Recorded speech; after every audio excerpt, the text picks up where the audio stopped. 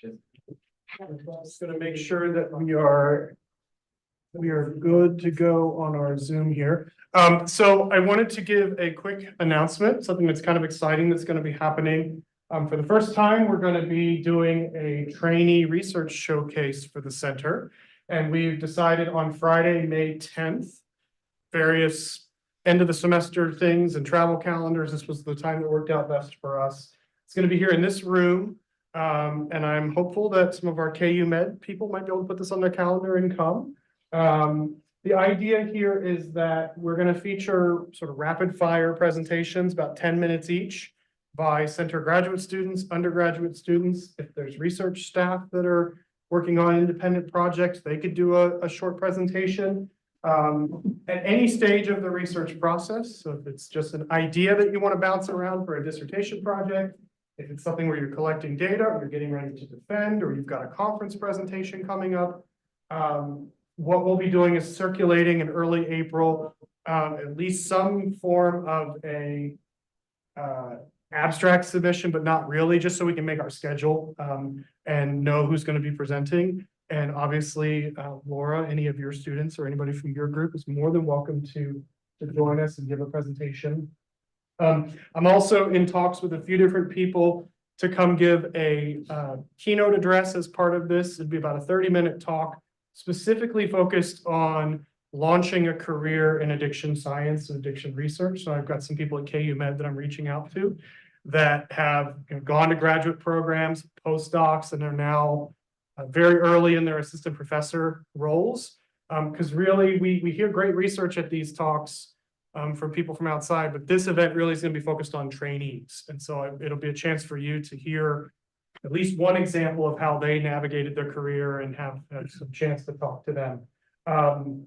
We haven't set the budget yet to know, but the plan is to provide some form of refreshments or a light continental breakfast or something like that, depending on what center resources we can cobble together for that. So that's kind of a little up in the air, but mark your calendars for this and keep an eye out for the call for presentations, which we're really excited about this, and hopefully it'll be a successful event that we can do in future years as well. So what I'm going to do now is introduce our seminar speakers. So this is the second of 3 Cofrin Logan Center speakers for the spring semester. Just by way of a preview, Dr. Sarah Peterson from the University of Pittsburgh will be here next month. Her work focuses on interventions with underrepresented groups. And so she's going to be coming to talk about that work, as well as just, again, meeting with all of our trainees. But today we're very fortunate to hear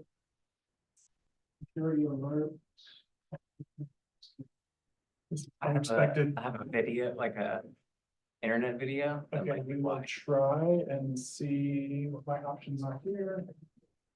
Enable external content for this session. That's what find my mouse.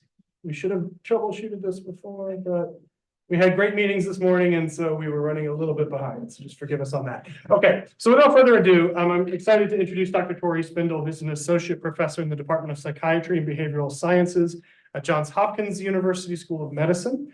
He earned his PhD in experimental health psychology from Virginia Commonwealth University. He uses human laboratory studies to study the behavioral pharmacology of cannabis as well as tobacco products. And he's interested in how factors around route of administration, dose, product formulation, chemical composition, all impacts pharmacology, pharmacokinetic properties, as well as behavioral effects, and looking at cognitive, psychomotor, driving impairment with cannabis, how it intersects with alcohol, how cannabis sort of intersects. It's really this interesting constellation of research and interactions of substances. And today he's going to be talking to us about using human laboratory studies to advance cannabis regulatory science. So welcome, Dr. Spindle. All right. First off, thank you all so much for being here. I was telling Michael yesterday, we've had issues with attendance of our seminar series. So this is, it's really nice to see all you guys come out. I really appreciate it. And thank you so much, Michael, for the introduction and for bringing me out here. So I'm excited to share my data with you guys. So just a bit of background. So as many of you are well aware, cannabis laws are changing rapidly in the US. So last time I checked, there's 38 states now that allow for medical cannabis use, 24 states that allow for recreational or non-medical use. But these numbers seem to change almost on a monthly basis. And it seems inevitable that before too long, most states will have adopted some form of cannabis legalization. But current federal policy is very confusing at best. So right now, cannabis, which is defined as a plant with over 0.3% THC, is in the Schedule 1 of the Controlled Substances Act. So this is the most restrictive drug class. It basically means that there's no recognized medical benefit and also very high potential for abuse.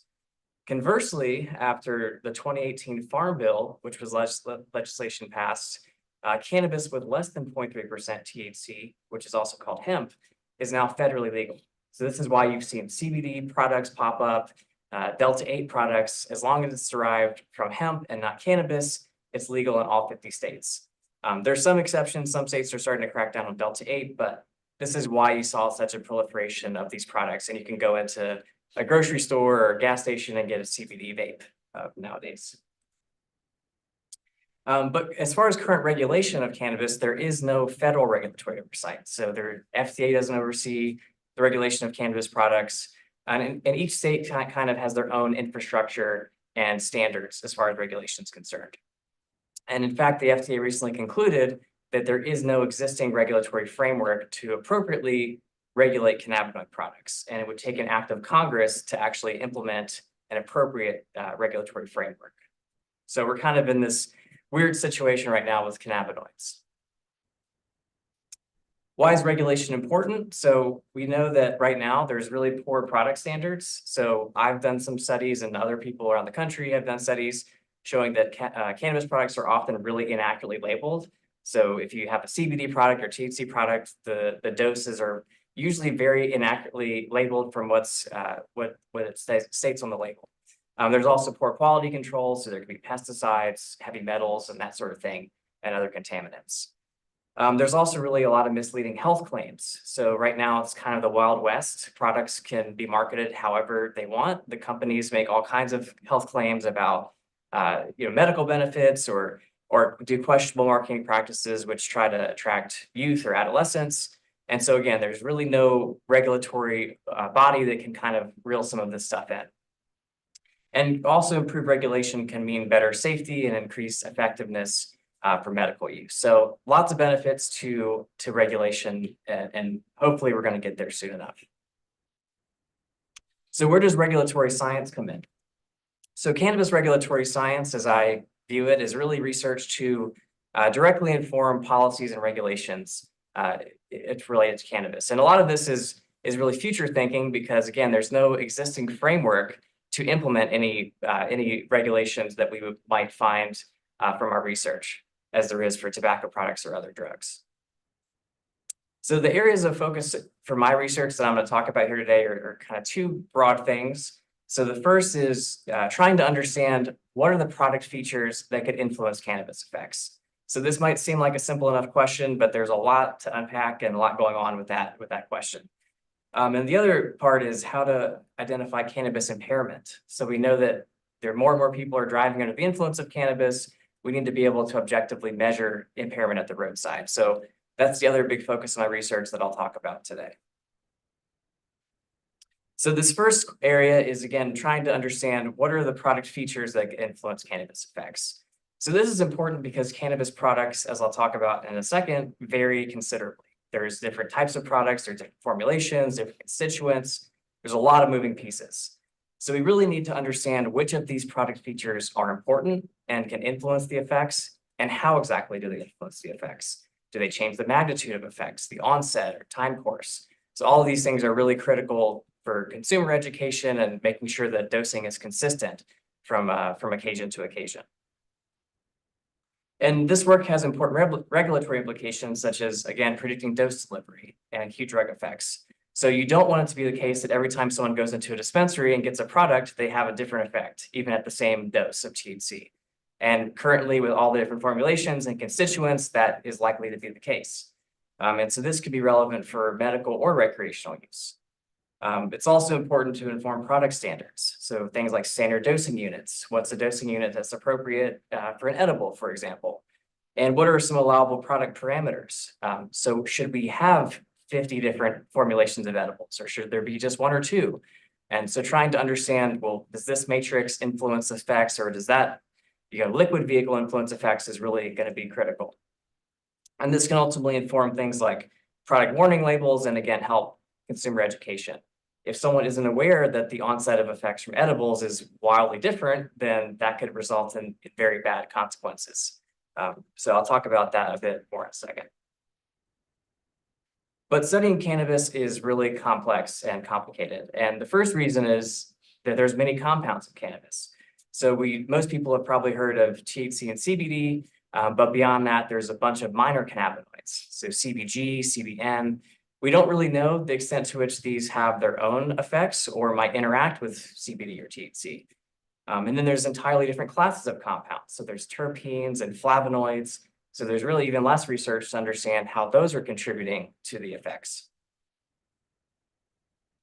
But then beyond that, there's many forms of cannabis and many routes of administration.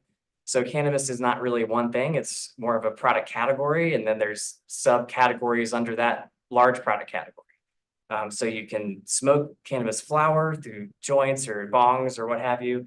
You can vape cannabis through a variety of different vaporizers. There's edibles, there's topicals, concentrated extracts. So it's really, products that have really proliferated at a pace that has far exceeded what we've been able to study. And then there's also many different so-called strains of cannabis. So strains is kind of the colloquial term. Chemovars is typically what you see in the literature. But there's hundreds of different chemical profiles in cannabis plants. And the industry often will market strains as having different properties. So take this strain with this terpene profile, you might feel this effect, you might feel sleepy, might be good for pain. There's not really any scientific validity to any of it. There's never been really any research to support or refute it. So at this time, most of what you see, indica does this, sativa, it's all marketing or anecdotal evidence, right? And then it gets even more complicated because now there's this whole slew of non-THC cannabis products. So like I mentioned, non-THC cannabis products could be CBG, CBD, CBN, all these products that became legal from the Farm Bill. And then there's a whole slew of THC analogs. So these are basically close chemical relatives of delta-9 THC, which is your classic THC. So these could be things like delta-8 THC, delta-10, HHC. So basically, people are slightly modifying the chemical structure of delta-9, and because it's supposedly derived from hemp, now these are legal. So again, it's very, very gray area right now, but that's why you see these products popping up at vape shops and whatnot. So the second area of research I'm going to talk about is how to detect cannabis impairment. So why is this important? So we know that the incidence of driving under the influence of cannabis is increasing.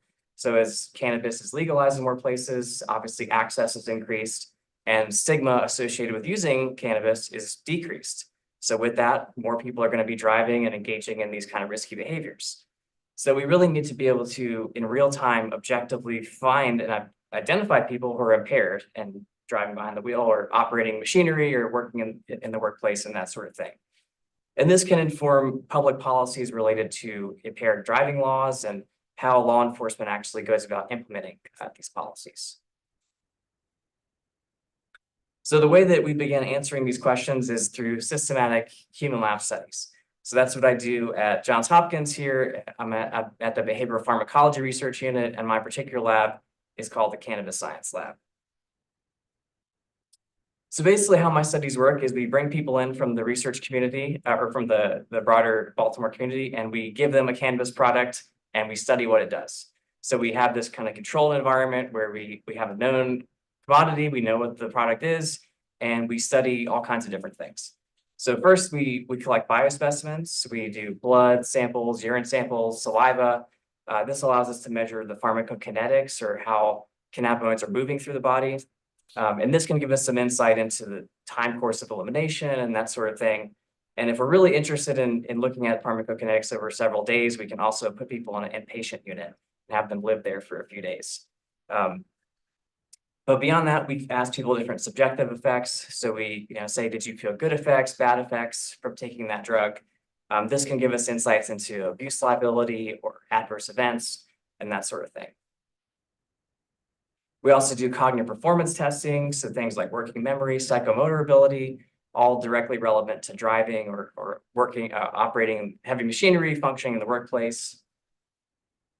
And then we do vital signs to measure acute changes in heart rate, blood pressure, and we also measure puffing behavior. So if we give people a pipe or a joint, for example, we can see how they're actually using the product in real time. Are they titrating their doses? This can give us some insights as well into just how people go about using the products, again, in this controlled setting.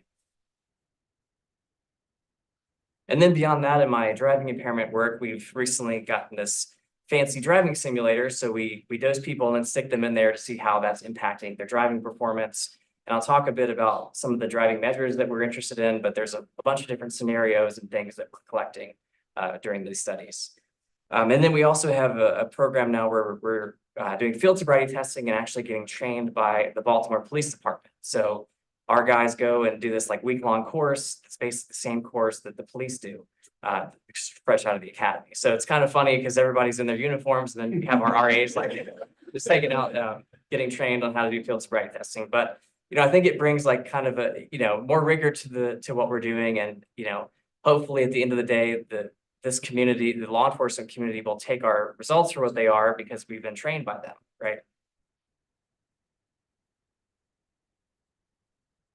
All right, so now I'm going to get into unpacking my research a little bit about trying to understand what factors influence cannabis effects. So there's a lot going on here, but in general, this can be broken down into three different general things. First is route of administration, which was kind of the focus of a lot of my earlier studies. And then non-THC constituents, like I talked about minor cannabinoids or terpenes, and then product formulation, which is kind of my newest area that I'm getting into.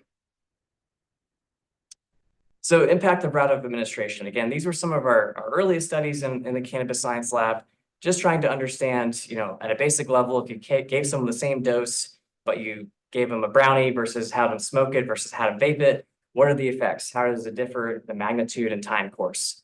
And the most common routes are those three: smoking, vaping, or oral ingestion.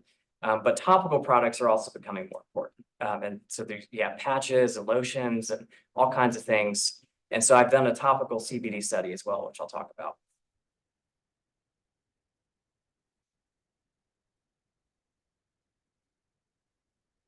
So first, what I'm going to show you here are subjective drug effect data. So this is just a visual analog scale question that asks people, how much of a drug effect do you feel at this particular time? Scale of 0 to 100.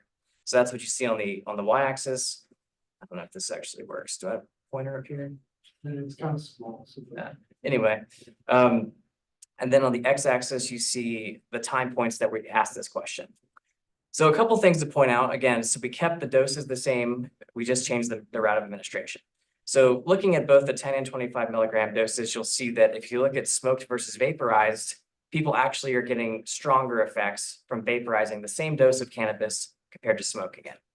So that's likely because more THC is being lost when you combust cannabis, when you smoke it. And so vaporizing it actually preserves more of the cannabinoids and you get more into the system.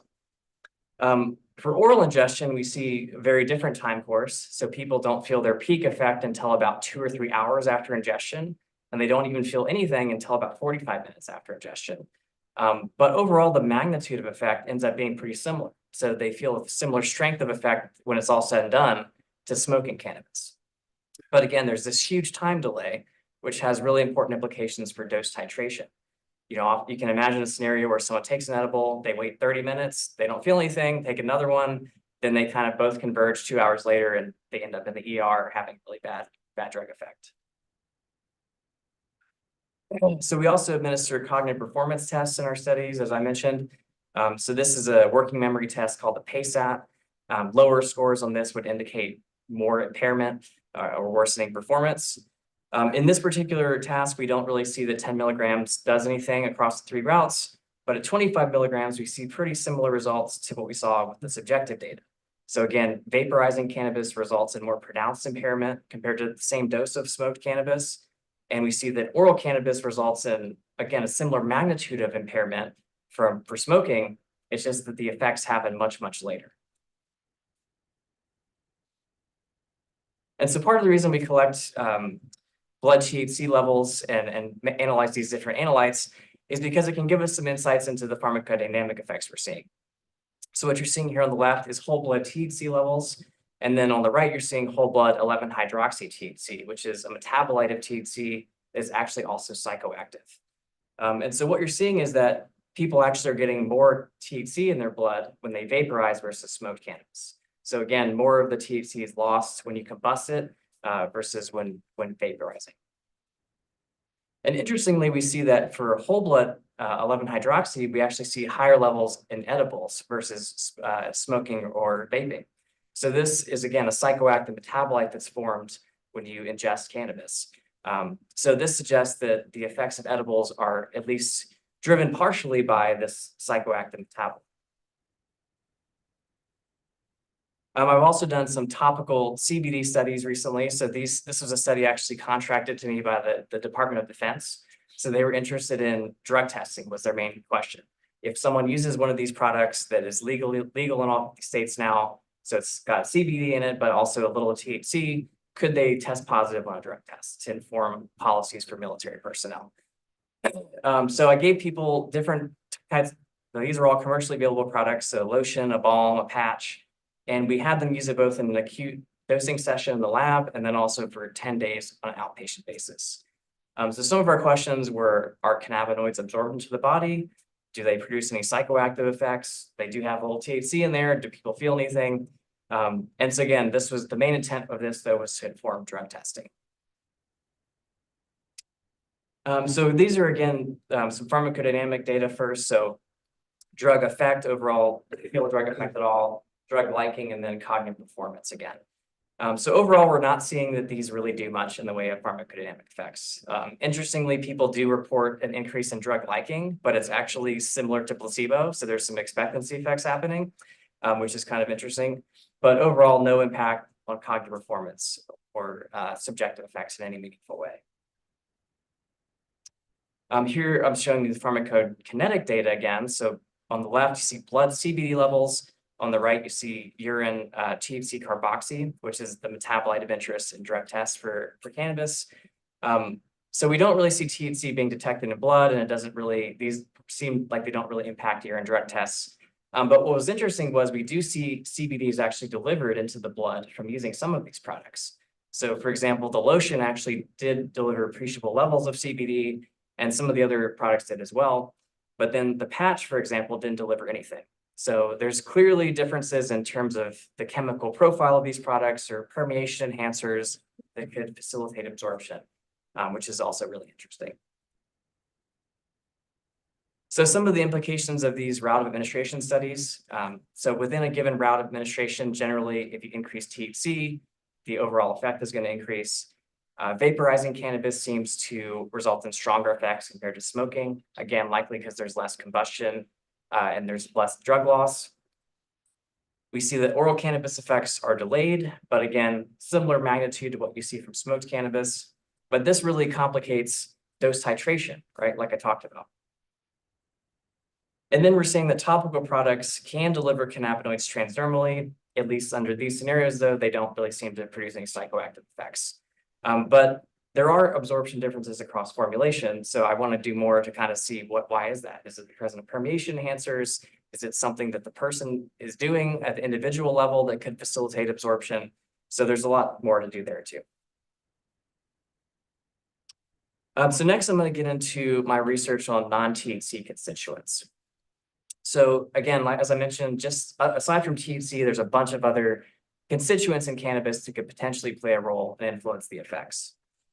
And the entourage effect theory is something that some of you might have heard of, but basically it's this theory that the effects of cannabis are not driven by THC, but rather terpenes and minor cannabinoids and all these other things either interact with THC and result in synergistic effects, or they might exert effects of their own. And the industry has really taken hold of this theory, and they advertise products with this or that terpene profile. And there really, before we started doing research on it, wasn't a lot of scientific data to back up any of the claims. One of the more common things that people allege is that CBD or various terpenes would reduce THC's negative effects. So you see this, especially advertised for CBD, is very common. And this obviously, if there's any truth to this, could have important implications for medical or recreational use. Oftentimes people will stop using medical cannabis because they have adverse effects. They feel anxiety or they have cognitive impairment and that kind of thing. So if there's a terpene or minor cannabinoid that could actually widen the therapeutic window of THC, that would be really important to know for kind of drug development efforts. So we're doing a series of studies looking at THC and terpene interactions. And so we just published the first one last week, actually, which is looking at limonene and THC. But basically, we have people vaporize isolated compounds, so THC in a pure form and terpenes in a pure form, in this case, limonene. And we're studying the individual and interactive effects of these different compounds. We chose limonene specifically for this first study because there is some preclinical studies, kind of rodent models showing that there's some anxiolytic effects of limonene, so anxiety reducing. And we know that THC, one of its primary side effects is people get really anxious and paranoid, right? So we were trying to see whether adding limonene to THC would result in reduction of this anxiety response. So this was a really long study. So it's a 10 condition study within subjects design. So people did all 10 conditions. There was placebo dose, there was 2 limonene doses alone, 2 THC doses alone, and then these various combinations of THC and limonene. And again, this was administered through this vaporizer here called the Mighty Medic. So what I'm showing you here are peak subjective ratings for 2 items that are anxiety-like. So the first is, do you feel anxious or paranoid right now, or anxious or nervous right now? And the second is, do you feel paranoid right now? Again, the y-axis is showing the visual analog scale score. The x-axis is showing the dose of limonene. And then we have these kind of different cells or columns that are showing the different THC doses. So for example, if you look over here, you guys can see that. You can walk over the camera. Yeah. So if you look over here, you see this is limonene by itself as well as placebo. So limonene alone doesn't really seem to do a whole lot, doesn't impact subjective drug effects compared to placebo. The white bars here are showing THC by itself. So we see that people are reliably showing they're anxious and they're paranoid when they take THC alone. This is what we were hoping to happen. We wanted to make people anxious so that we can then see if there's any movement when we added limonene into the mix. So are these naive people or are they experienced cannabis consumers? So all of our studies, just to get through like the FDA process, they have to have some familiarity with cannabis. In this particular case, they could use up to twice a week, but they weren't daily users. So we didn't want tolerance to impact anything. So majority of people used a couple times a week. But anyway, what we found was that sure enough, as we added limonene to the drug combination, we actually did see this reduction in self-reported anxiety. So you see for anxiousness, for example, at the 30 milligram dose, we see this nice dose orderly reduction. And so ends up being about half the rating of anxiousness or paranoid as compared to THC alone at the highest dose of limonene. But one thing that was really interesting about this finding was that it was actually very specific to those subjective effects. So we gave a bunch of other questions, a drug effect, good drug effect, liking. Nothing else seemed to really change whether limonene was given with THC or THC was given alone. So you see here, overall ratings of drug effect look very similar, whether there's any limonene present or not.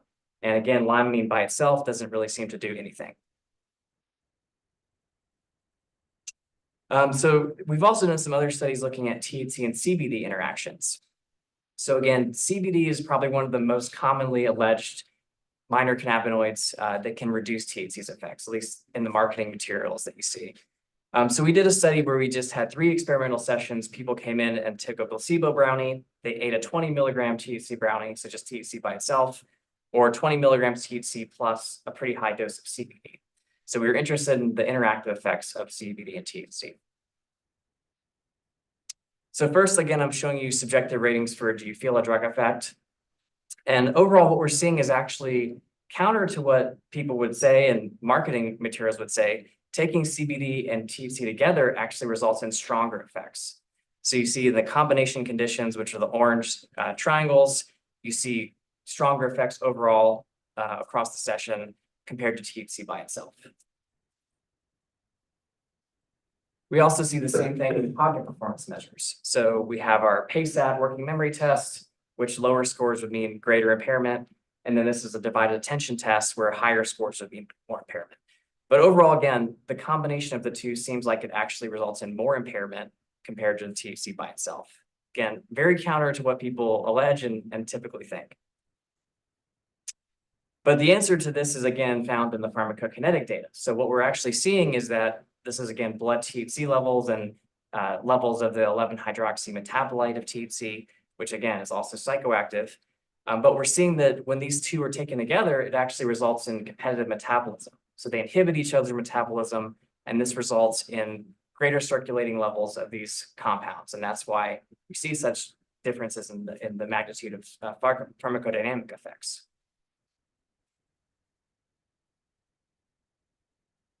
So some of the implications of these studies is, again, it seems like some non-THC constituents like limonene do actually mitigate the effects of THC, at least under the conditions we tested, whereas others, such as CBD, actually seem to exacerbate the effects. So very dual kind of findings there, or competing findings. And the CBD-THC interaction seems to be specific to the oral route of administration because of the PK interactions. The jury's kind of still out whether that would actually happen for inhaled forms of cannabis or inhaled forms of CBD and THC. But we really need a lot more research in this area because we've really just scratched the surface considering all the minor cannabinoids and terpenes that could potentially be important.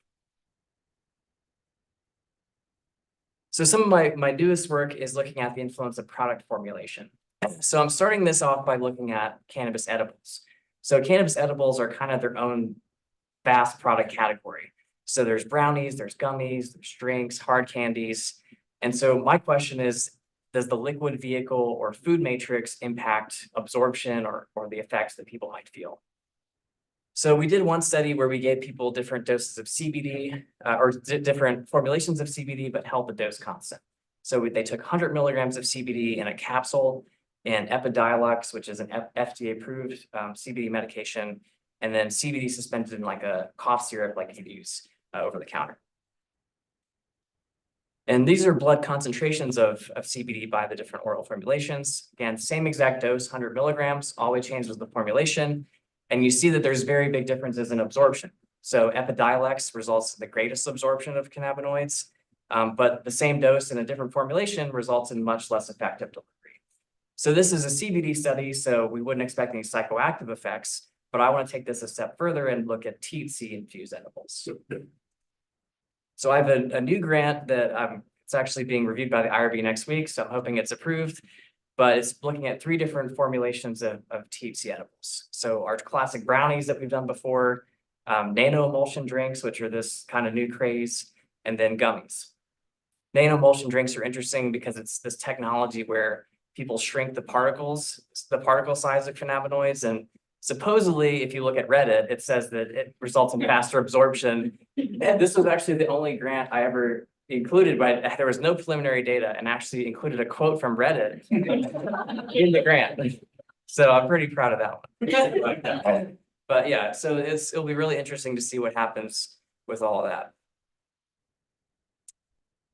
So some of the implications of this work. So again, oral formulation seems to influence bioavailability, potentially effects as well, but that's why we're doing the THC study.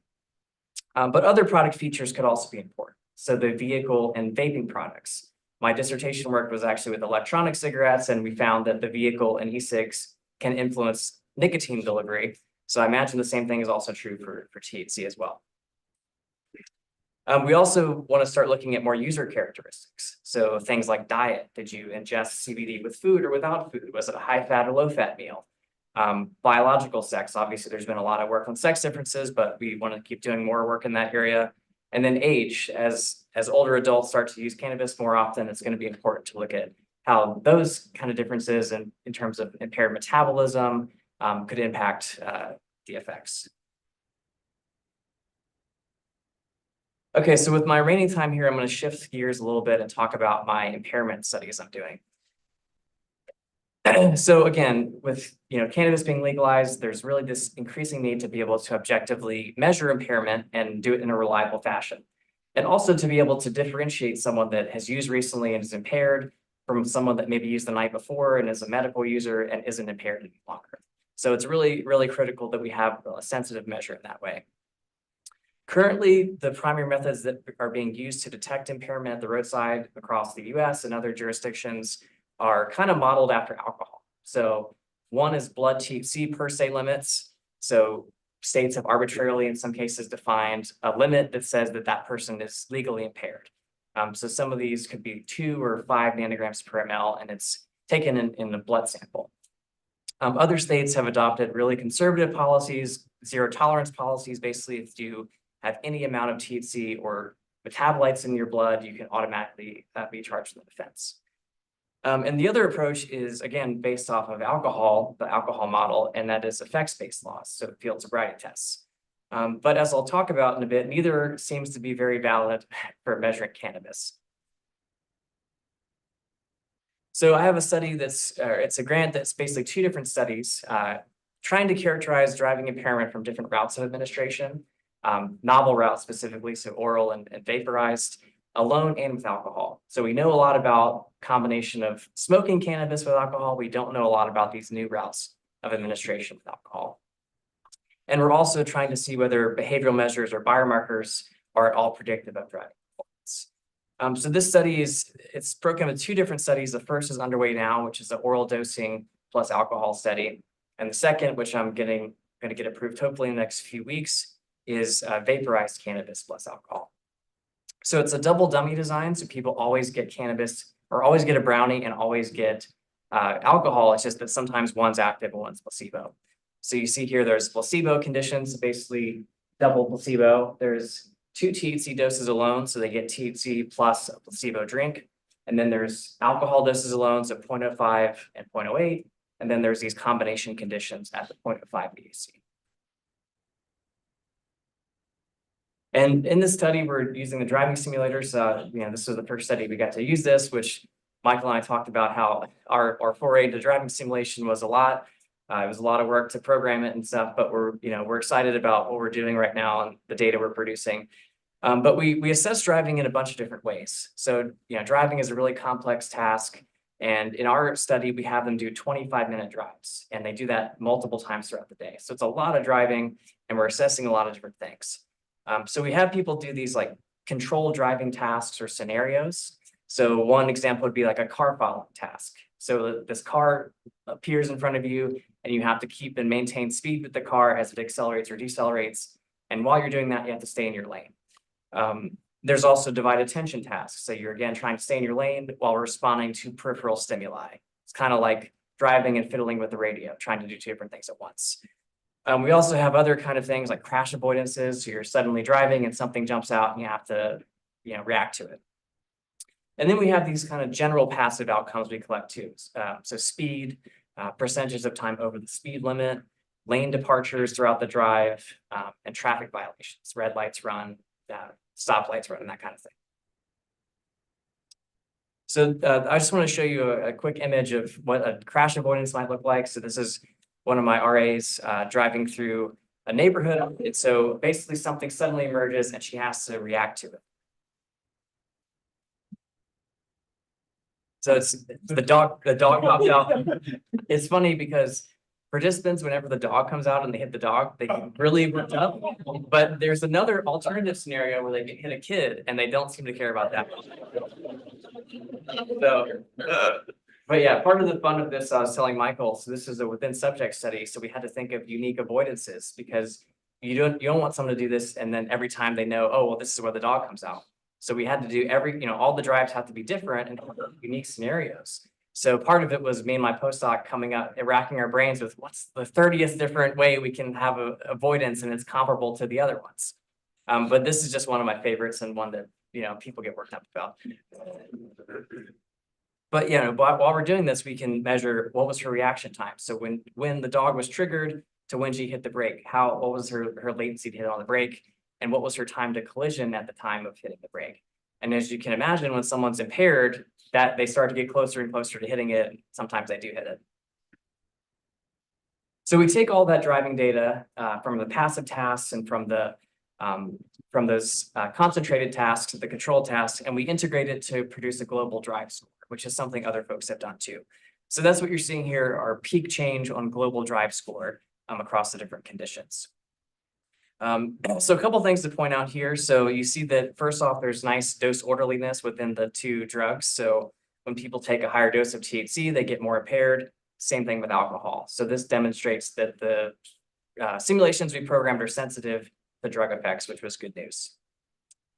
We're also seeing that there's additive effects happening. So when you take the same dose of cannabis with alcohol, we see more pronounced driving impairment.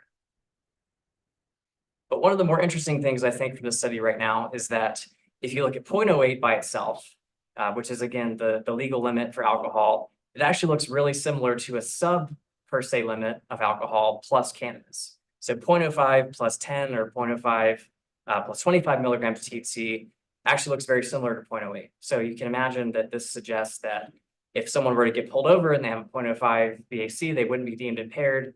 Even if they had adjusted cannabis, they may be as impaired as someone with a 0.08. So these are the same data, so the global drive data, but just the time course. So I kind of broke it out into cannabis alone, alcohol alone, and cannabis plus alcohol. And then I have the placebo condition for reference in each one. But overall, again, we're seeing dose orderliness within each thing, within each drug and within the combination conditions. I should also point out the dosing doesn't occur simultaneously. So they take the edible, 45 minutes later is when they start drinking. So we wanted to have the peak effects kind of converge at the same time. So just make sure you keep that in mind when you're interpreting the graph. But one thing that's interesting, if you look at the time courses, it actually seems like the window of impairment is a little bit extended or wider. So people tend to get actually impaired at the earliest driving time point, 1.5 hours, which isn't necessarily the case for, it's not as strong of impairment, at least in the solo conditions. We also ask people, how confident do you feel in your driving? So this way we can see, is there disagreement between objective driving performance and how you think you're driving? So we ask people one question, which is, how confident do you feel in your driving right now? So as you can see, as people are dosed, they tend to feel less confident in their driving. The only exception to that is actually the 10 milligram edible, which is interesting because we actually do see some impairment at that dose. So in that case, there's kind of this, again, misalignment between how you think you're driving and how you're actually driving. And this is another way we ask this question, but we just ask people, would you drive right now? And so this is the percentage of people that say yes, they would drive. And so as you can imagine, people in the placebo conditions overwhelmingly say they would drive. Most people, again, in the 10 milligram dose also say they would drive. And then we see less and less people saying yes as the doses get higher. So we also do field sobriety tests in the study. So again, this is a system where we get trained by the Baltimore Police Department and do these different field sobriety tests. But essentially how they work is you ask someone to do a series of tasks. And while they're doing these tasks, we're looking for certain behavioral indications of impairment, or clues as they're called. And these were validated at alcohol BAC limits. So 0.08 is reliably been demonstrated to be correlated with impairment of performance on these tests. So I'm just going to show you results from one of the tests. So this is horizontal gaze nystagmus, which is basically where someone follows a stimulus with their eyes, and you're looking for this very distinct jerking motion that happens with someone's eyes. And so if you look here when this is just an internet video, but as the person's eyes move all the way to the corner, you see there's like this little jerky motion that happens. And that's a very reliable effect from alcohol intoxication. So it's right there. I don't know if you guys can see that. But anyway, that's again, very reliable sign of alcohol intoxication and something that officers put a lot of stock in. And what we're finding, interestingly, is that it doesn't seem to show up for cannabis by itself very often. So I'm showing you here, the y-axis is the number of participants. So we've coded these data for 12 participants so far, and 12 people in the placebo condition never showed clues, so as we would expect. And in 10 milligrams and 25 milligrams alone, we only see clues showing up in 1 or 2 cases. So you contrast that with 0.08 BAC, where over 50% of people are showing at least 1 clue on this test. So it doesn't seem that these tests are as sensitive to cannabis impairment, even though we know people are getting impaired on our driving simulator. as they are to alcohol. So the other way I mentioned that people or jurisdictions are trying to assess driving impairment is blood THC levels. And so I wanted to show a couple of things to demonstrate why those are also not necessarily effective. So these are data from the study I just showed you, the driving study. So what you're seeing on the left are blood THC concentrations and then driving on the right. But what's interesting is that if you look at blood THC levels, the average concentration gets up to about 2 nanograms per ml, which is important because some states have adopted per se limits as high as 5 nanograms per ml. So if you were to judge someone as being impaired or not based on the blood THC level alone, and they took an edible, you may not deem them as impaired, even though we know they would be. And 2 nanograms per ml is also not necessarily effective because if you're a daily medical user, for example, you always have circulating levels of THC in your blood. And so you might have as high as 2 nanograms per ml, even though you didn't drop, maybe you didn't take your last dose, but 2 days ago. And you're now, you're now driving to work the next morning. This is archival data from a different study, but looking at vaporizing cannabis. And so on the left, you see blood THC levels after vaping cannabis and then cognitive performance on the right. So the relationship is very different. When you inhale cannabis, you see this sharp increase right away, and then the levels drop off. And by 1-2 hours, usually it's not detectable in blood anymore. But we see cognitive performance actually persist for longer than that. So the THC is still attached to your receptors in your brain and still impacting your performance, even though it's not circulating in your blood anymore. So if someone were to smoke a joint and drive an hour later, you might not judge them as impaired just on their THC levels alone, even though they're still likely unfit to drive. I'm not necessarily doing all of this work, but there's many other methods under development to detect cannabis impairment. This is kind of the holy grail of this research right now, is finding a reliable way to detect cannabis impairment. So there's novel behavioral tests being developed, kind of tablet-based performance tests, novel non-THC biomarkers, eye tracking technology, breathalyzers. But research is kind of in its infancy to actually validate any of these approaches. So just a quick overall summary. So we found in our studies that route of administration, non-THC constituents, and product characteristics all seem to influence cannabis effects. So all of these moving parts are important and should be considered in future regulations and product standards. But we really need to do a lot more research. So again, we haven't really even scratched the surface considering all the different formulations out there, concentrates, other terpenes. So there's a lot more to do in terms of really answering this question. We know that novel approaches to measuring cannabis impairment are really needed. Current policies, per se limits, field sobriety tests are not necessarily effective for cannabis alone. We see that cannabis plus alcohol produces additive effects on driving impairment, suggesting that perhaps current alcohol per se limits, such as 0.08 BAC, might not be effective or appropriate if co-use has occurred.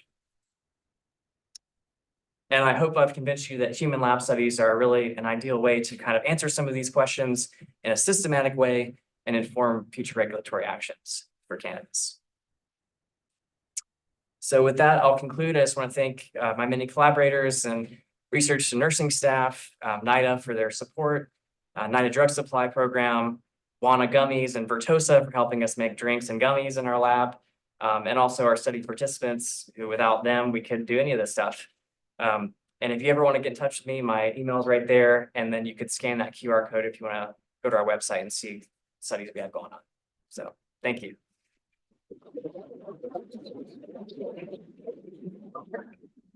Good time for questions. Hi, great work. This is very interesting. We're gonna chat later, so I won't. I have more questions, but I'll save those. The one that I have initially though is just kind of a question about your methodology. So you mentioned that like for each THC dose or whatever, like it's available in the blood, like you can detect the blood for several hours. But the cognitive effects may linger. Yeah. How are you like testing just in a procedural level? Like how are you testing? I think you had one study that had like 10 different like tests and dosages. Like, are people coming back to the lab every different day, or are you waiting a period if they're inpatient? Like, what does that look like kind of on a pragmatic level? Yeah, so all the studies I talked about are within subjects designs. Yeah. The same person does all the conditions. typically we have like a 1 week washout between sessions. 1 week, okay. Especially if you're like oral dosing, you need that to get the cannabinoids out of their system so that you can measure pharmacokinetics appropriately. Some studies, if it, like the terpene study I showed with the 10 conditions, we had a 48-hour washout. So you could come and do multiple sessions a week, but yeah, I've actually always found that doing the within subject studies are easier than trying to recruit the same amount of like a bunch of participants and doing a between subjects design. So once we can find people and actually get them to do one session, they typically will stick with us and finish the study out.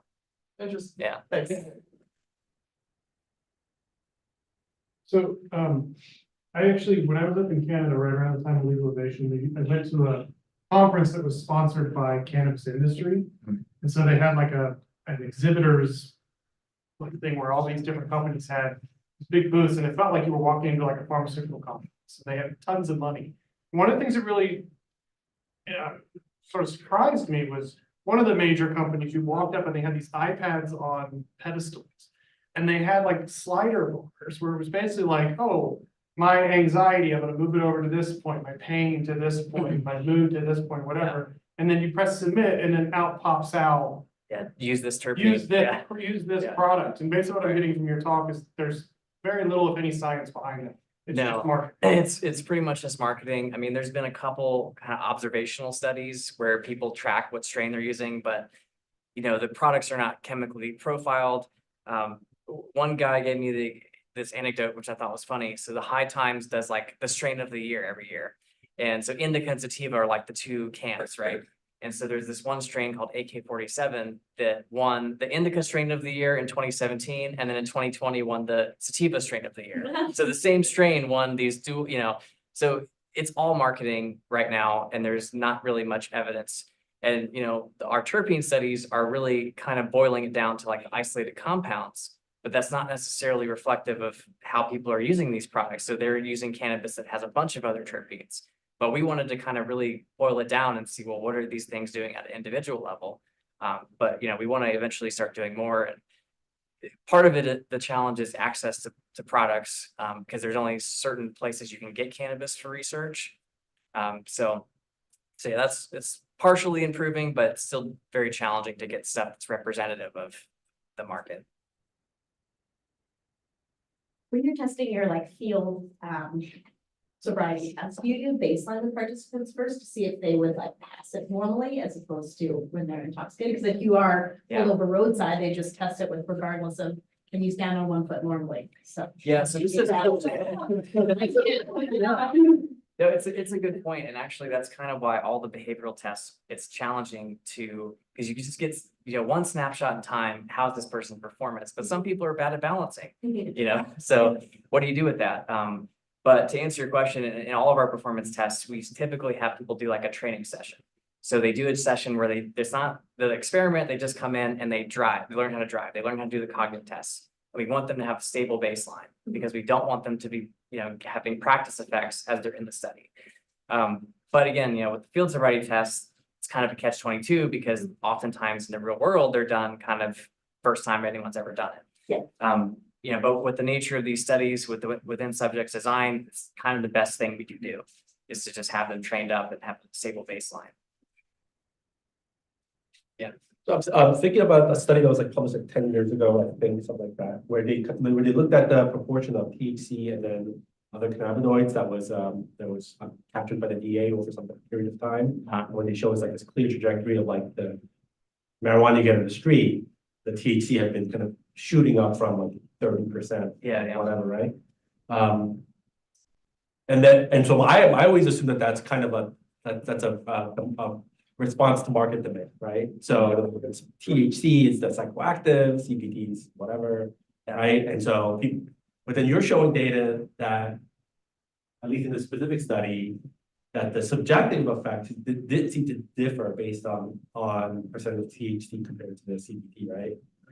So yeah, in that particular case, when you gave CBD and THC together, it actually resulted in stronger effects. Yeah. So there was a pharmacokinetic interaction that drove that. Yeah. So then, is there anything to the idea that like the generally more, because that's kind of what what's also happening in marketing, right? It's like, this is stronger as more THC. Well, again, the marketing would tell you that taking CBD with THC actually would reduce your effects. Right. So our finding is completely contrary to what you know, go in and see marketing in a dispensary, that would not be what you'd see. And as you mentioned, that most people want to see the higher THC levels. So that's kind of meeting the demand of the market. But yeah, that's a good point.